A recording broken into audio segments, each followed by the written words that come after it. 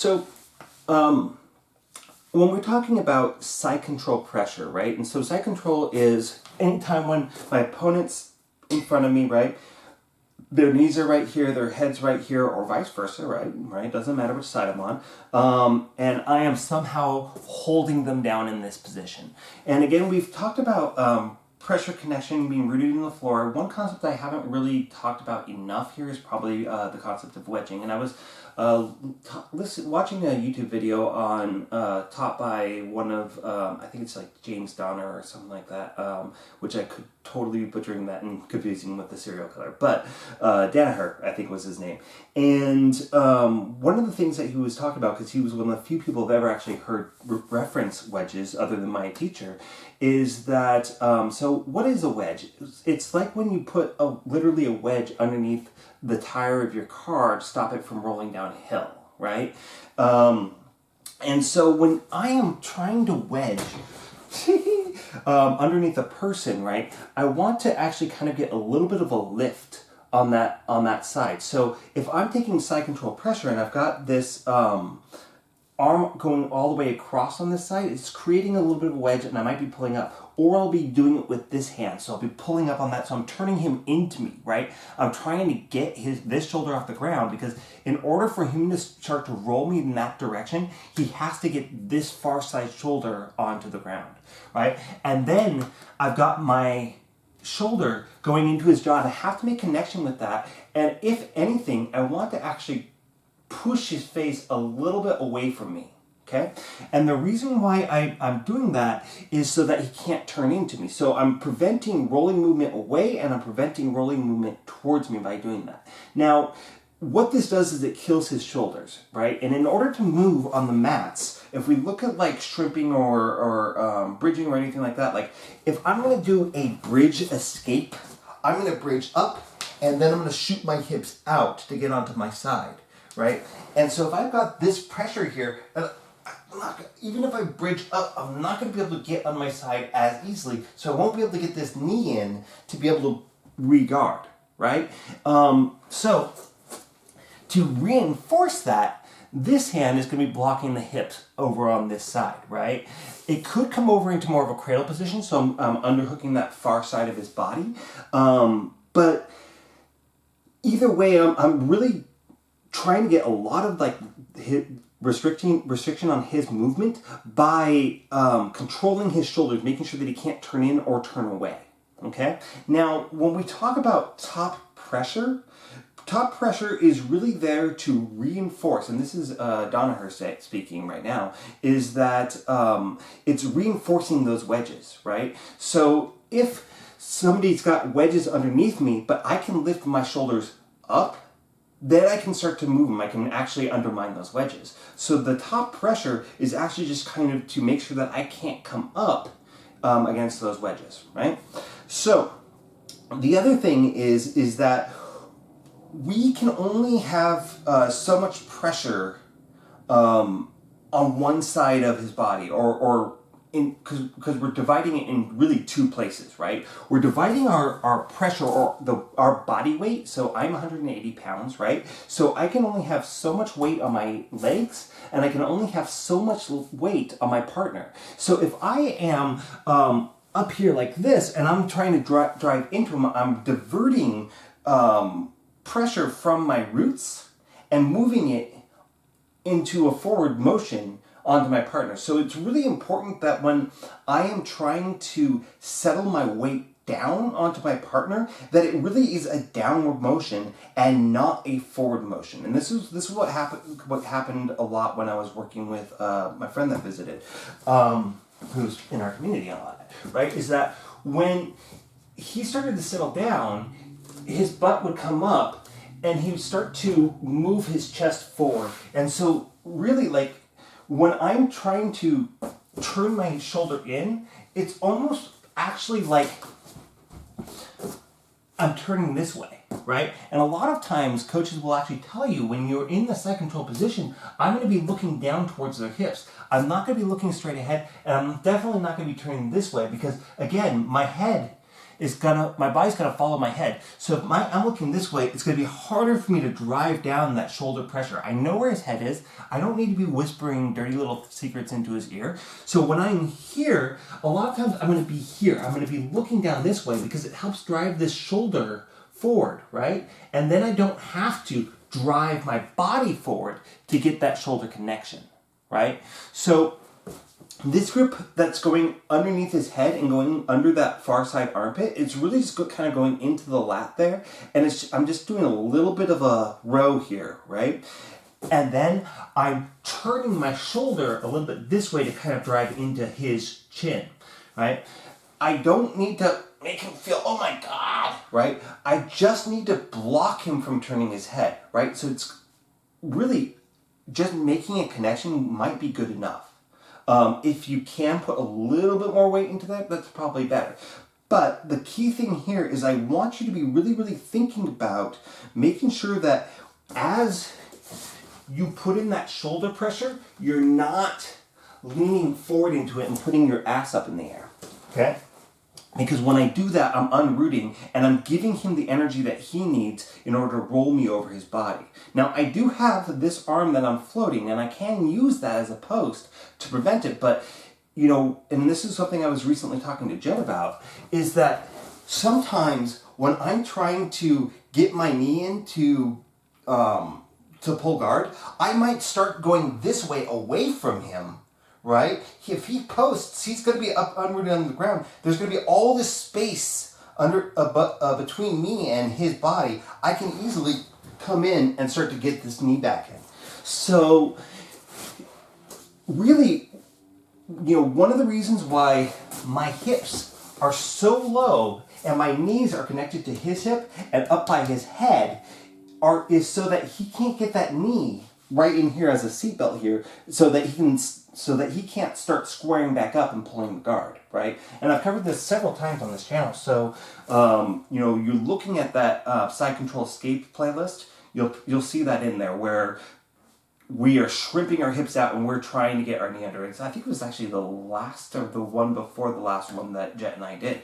So you guys can see that specific escape from side control going back into the guard pull is going to be coming from sometimes getting your opponent unrooted, whether it's by me trying to run away to cue him to unroot, or me trying to roll him so that he gets unrooted, or because I am bridging into him and kicking this leg in so I can hip out and get that knee in, right?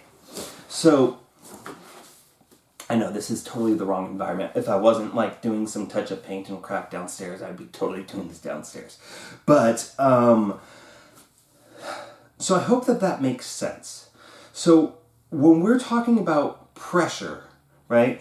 If I'm on my back right now, my opponent who's trying to hold me down, his pressure is going to be here. It's not going to be here. If he puts the pressure here or here, I'm going to roll him. His butt's going to be up in the air. Yes, I might be feeling more of his weight, but we become kind of one unit. And a lot of sweeps, a lot of escapes where there's rolling involved is because I connect myself to my opponent and then I move us both. If he's over here and his weight's all the way out here, I can't move that lever. It's just way too heavy for me. But once he starts crossing that center line, he becomes a lot easier for me to pick up and roll. Okay? So when we are trying to establish a side control position, again, weights here, I'm connecting here with a friction grip. I'm not holding onto his lap. I'm not pinching. I'm not trying to hurt him. I'm turning his face away. I'm creating those wedges. My pressure's coming down, not forward, so that I can really, really establish really good control without compromising my root. So we've covered wedges. We've covered connection, right? My connection is that far side grip and or whatever's going on with this hand, right? Probably also my knees are also connected to him on the side, so they're creating a barrier for that knee to come in. So that's my connection. So pressure here, right? Here, connection, right? My wedges are underneath his body, preventing him from turning, and then rooting into the floor. Again, if we wanted to root in the floor, basically what it is it's could be that I am so low that he can't get his knee in, right? So I'm low enough that that knee cannot track in because there's just not enough space. That's how well rooted in the floor I am. But it also is how hard it is for me to be picked up in any given moment in any given time. So if notice, okay, this foundation here, my hips are slightly to the inside of my ankles. You might not be able to do that, and that it's a little bit hard on your knees. The thing that I saw when I was rolling with my friend is that his feet were way out here. Okay, I don't want that. Okay, I actually want to be in this nice position. The reason I'm not mobile when I have my foot out like this, I'm introducing external rotation of the tibia and fibula down here, which is putting strain into my knee. And if my opponent starts to move away, I'm not going to be very mobile on the mat. I won't be able to chase him. If he did start to sit up on me, I'm going to heel hook myself. And so I'm going to hurt my leg. So I really, if anything, I want to make sure that I've got a nice cylinder here. I've got my toe pointed, right? I like it here under my hips or slightly to the outside of my hips. If it's under my butt, my feet are very close, then I'm going to be taller, right? So I want to be able to just barely have my heels to the outside of my hips so I can sink down as low as possible, right? So if they do start to roll me, right? If they do start to pick me up because my weight's too close to their center line, maybe I do have the pressure here, but it's just a big guy and I'm a small guy and I can totally get rolled. Well, then I might take the head side leg and I might stretch it out behind me, right? Which just takes this much weight and puts it further out the lever, right? So the longer the lever is, the heavier the object at the end of it's going to be. So by stretching out this leg, I can now root this hip into the ground more, so it's even closer to the ground, so he has to pick it up further, which is going to make it harder. But it's also because the lever is so much longer, that leg is going to be that much heavier, it's going to be harder for him to roll, right? And even from that position, I can start to follow and all that. So one other thing about pressure, right? If I am on top of somebody and I'm trying to come in like this, right, with a rounded back, it's going to push more of my weight forward. So really, when I settle in to a side control position, a lot of times I'm actually going to push in my low back as much as I can. Like I'm setting up for a deadlift. I'm trying to get to this position, not this position, right? And I know that that's counterintuitive or counter to what I say for like when we're inside the guard or something like that. But in this case, as much as I can, I lift my tailbone like a happy deer, right? So instead of having a tucked tailbone, I lift it up, I kind of inflate my chest, I roll my shoulders back, and then I kind of sink down as low as I possibly can, right? And what that does is it moves the pressure from being here to here, right? So it rolls it a little bit more to the outside of the shoulder. I don't have to be too deep in to hold them down, right? And it actually sinks my hip side and my low back even more into the ground. So it roots me deeper into the ground while also helping me sink my pressure down. So sometimes I'm even going to start to look up. So I'm here and I'm lifting my head up to kind of sink my pressure down even lower. So I know that some jiu-jitsu black belts about to comment and say, no, keep your head attached to the ground, to the person's chest. But I hope that you guys, when you're experimenting around with pressure and weight and how you're holding a person down, that you give this a shot, that you actually try to roll your shoulders back, puff out your chest, and then try to sink as low as you possibly can without pushing your weight forward, okay? I know that's a big discussion, and I know that we've talked about this position to death on this channel, but we haven't gone this deep into depth on just that concept of pressure, connection, rooted in the floor, and wedges, because I kind of hoped that we were going to get it, but maybe we're not. So I really want you guys to just try this. Try really focusing on maybe even just what's called positional rolling, right? So positional rolling is where you say, okay, you're going to be on the bottom for a 1 or 2 minute round, okay? I'm going to be on the top, and your job is just to get out from underneath me, right? So if they pull guard, if they roll you, if they do the runaround escape, they get to bottom for quarter, or whatever they do, right? The moment that they are officially out of side control, reset, go again, right? And your goal on top is just to maintain. Okay, we're not going for any submissions. We're not going for anything fancy. We're just maintaining that side control. We're just, like if they start to run away, I need to move my hand to the other side, right? So that their hips can't run away. If they start to bridge into me, I need to move my hand to the near side so they can't get that bottom knee in, right? If they start to bridge and whatnot, and they start to unroot me, well, how can I root myself down stronger? If they start to roll me, how can I reinforce my roots so that they can't roll me? And you should be exhausted after 1 or 2 rounds each side, right? So I go 1 minute on top, they go 1 minute on top, and you switch. You do it like 3 to 5 times, and really, really kind of focus. Okay, what's working, what's not working, and really, really be anal and diagnostic about that. And I promise you that your side control will get 1,000,000 times better. And it doesn't just apply to side control. It applies to all top control positions, starting if you're doing like a top 4 quarter. Somebody keeps rolling out from underneath you. They keep sitting out on you. How can you prevent them from doing that? They keep following, they keep moving, whatever. Mount, side mount, knee ride, all these positions, you should be working them in this manner in order to get better at them. So that's a lot. I know that it's a lot, but I hope that this video has actually really, really helped you conceptualize the concept better and start thinking about it. Answer these questions for yourself in North-South.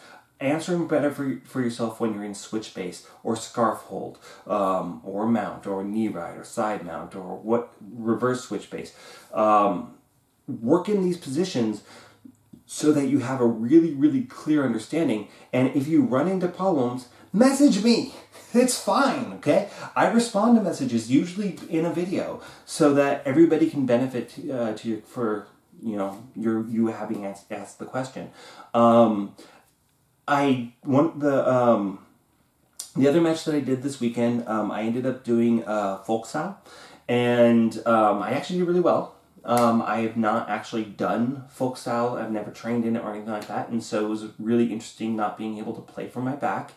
And in a future video, I will be going through things that I learned from doing that experience and ways to apply what we've already done on this channel to more of a folk style setting, because a lot of it I found to be incredibly applicable. And it surprises me less now that there have been cases where Brazilian Jiu-Jitsu black belts without any folk style, freestyle, Greco-Roman training have gone into tournaments and actually taken first place, and despite jiu-jitsu players playing slower.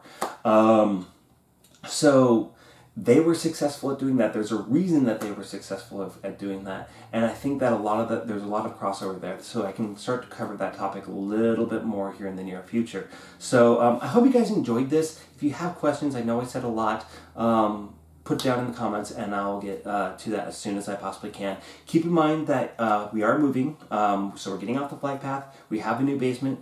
The mats fit in the basement. It's going to be great.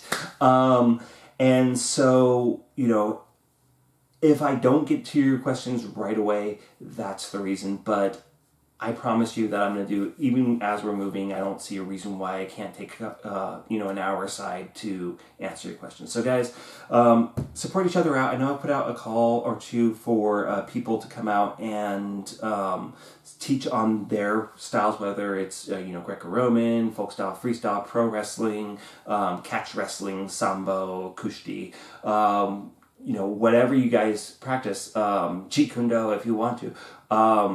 I like to hear from you guys. I really do. I really want this to be a community project, not just a Chris-only show. So, and that's the other big announcement, is that when we get down to the house in Tacoma, Washington, I do intend on personal training out of my home, because I'll be able to do that now.